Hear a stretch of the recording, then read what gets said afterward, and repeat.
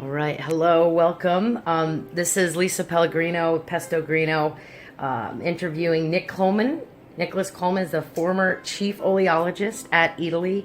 He is now the founder of Grove and Vine, the most elite olive oil subscription available. And he's also a professor for the International Culinary School. Nick, thank you so much for making time. Oh, my pleasure. Thanks for having me. Yeah, I got 5 quick questions for you. So you are definitely an olive oil expert. I would just, given that all you know about olive oil, what would you say is your favorite thing about olive oil? Well, I consider myself a student of the olive because I'm constantly learning about it, and that's what makes it so interesting to study and focus on.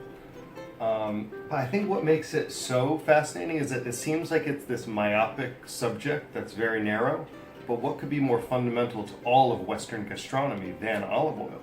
It's the first thing in the pan, it's the last thing on the dish. It connects the cuisine of southern Spain and southern France and Italy and Greece and Morocco, and it's such a versatile thing that whether you're lactose intolerant or vegan or a pescatarian, any dietary restriction it fits in. So it really is for everyone, and is a necessary tool if you're going to cook anything. Love it. Love it. What would you say is a common misconception about olive oil? Common misconception is that it kind of gets put in the category of seed oils like vegetable or canola or grapeseed oil, things like that. But it's actually a fresh fruit juice. It doesn't come from a seed. So freshness is a key component to quality, and after 2 years, olive oil becomes rancid. So you want to get it fresh and consume it quickly, just like you would a glass of orange juice. Awesome. Awesome. Why should people spend time getting to know their olive oil? So the reason you should get to know your olive oil is because there are hundreds of different olives out there, and depending on which olive you use and where it's come from and when it's harvested, you're going to get different flavors and textures that you can pair with different foods. So all olives start their life green and they ripen to a deep purplish black, and the color reflects the stage of maturation. If you harvest the olives early when they're primarily green, there's less oil in the fruit, but it's more grassy, bitter, peppery, assertive, and robust. If you harvest the olives later when they're dark purple, you get more quantity, but it's more buttery, mellow, delicate, soft, and neutral. So depending on what flavor profile you're going for, you'll harvest at different times with different olives. So it's always good in your kitchen to have like a light, delicate oil for delicate fish or potatoes or eggs, or these like kind of mellow preparations where you want the oil to subsume and not overwhelm the dish. But if you're doing like a grilled seasoned steak or a rich soup, you're going to want a grassy, peppery oil to cut through and brighten the ingredients up. Just think of it like white wine and red wine. You want different oils for different foods. Awesome. And I actually didn't add this question, but it's just come up now given what I do. What would you say is the best olive oil for pesto? My favorite olive oil for pesto would be a Ligurian monocultivar Taggiasca oil, which that olive is named after the town of Taggia, where it's traditionally from. And these Ligurian oils tend to be ethereal and sweet and with undertones of almond and almost banana. And what they do is they allow the garlic, pine nuts, and basil to take center stage, and the oil just supports those other ingredients. If you use a really strong oil, it would overwhelm the basil and pine nuts and garlic, and I don't think it would be as like harmoniously balanced than with those classic, delicate northern Italian oils, specifically from Liguria. Wow. Love it. Love it. You can take this next question as silly or serious as you'd like.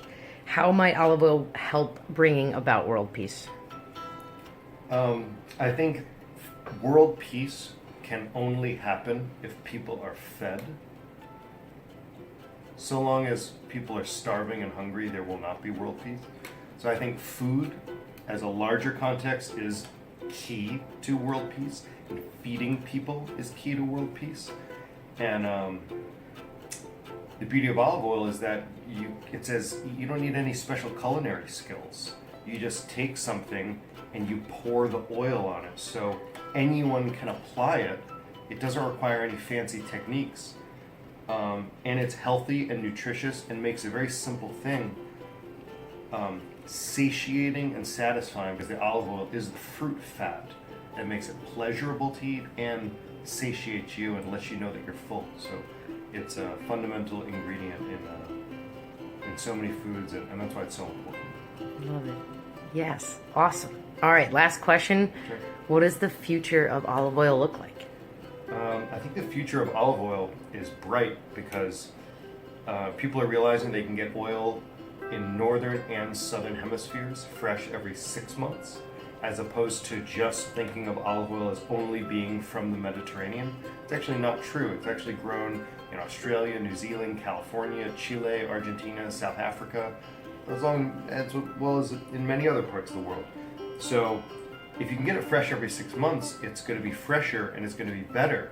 And you can try different olives from all over the world. So I think thinking about olive oil globally and being open to the world of olive oil is going to enrich your life that much more. Just like being open to the world of cheese and the world of wine and the world of food, not just one place. Awesome. Awesome. This has been so great, Nick. Thank you so much for taking the time to talk with me and share your incredible expertise. And this is Nick Coleman, former chief oleologist at Eataly. Went out, started his own company, founder of Grove and Vine. It's the most elite olive oil subscription available right now. You can get it at groveandvine.com. Thanks, man. Thanks for having me. See ya. Bye.